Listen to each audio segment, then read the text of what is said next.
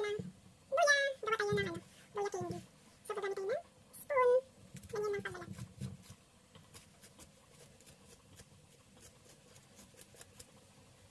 Ganyan ang pagbalat. Kahit medyo mahirap. Kahit hindi siya yung ginger. Pwede na rin to kasi ibuboil natin yan mamaya ng kalahating oras. Nakita ko lang to guys sa reels. So, subukan natin kasi marami tayong binili na ginger. Kahit mahirap siya, gagawin natin para good for health naman ng ginger eh.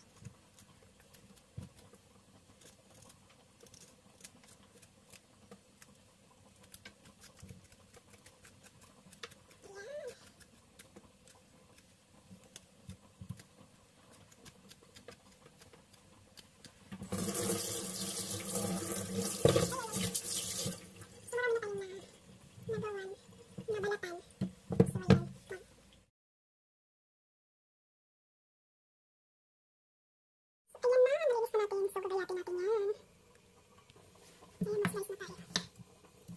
Ganyan lang siya mag-slice. Yung hindi siya manipis, hindi siya masyadong makapal.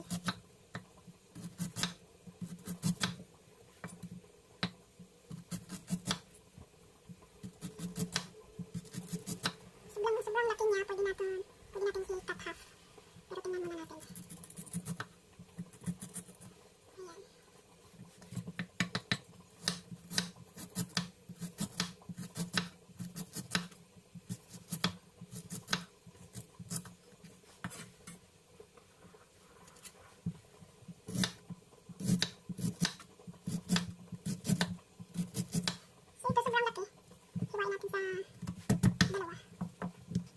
Siya.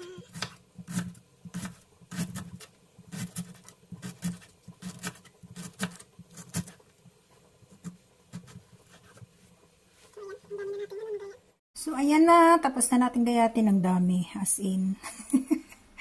Pero okay lang at least. Marami, diba? Isang lutuan lang.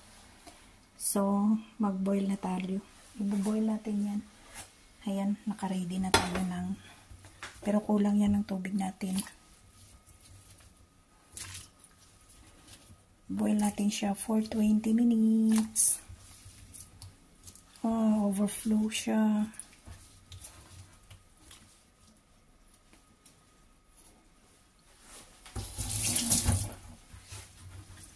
Overflow na siya.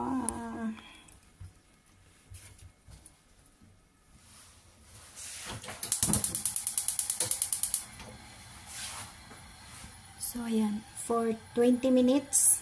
Boil natin siya for 20 minutes.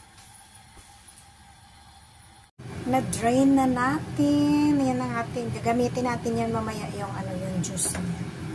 So, unahin ko muna yung ating lunch. So, ayan.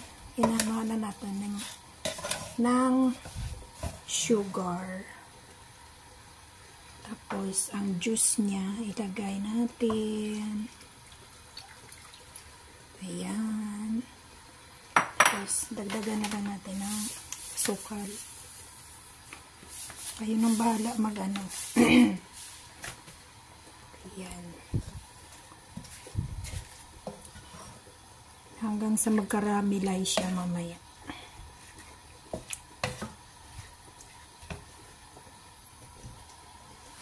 Ayan.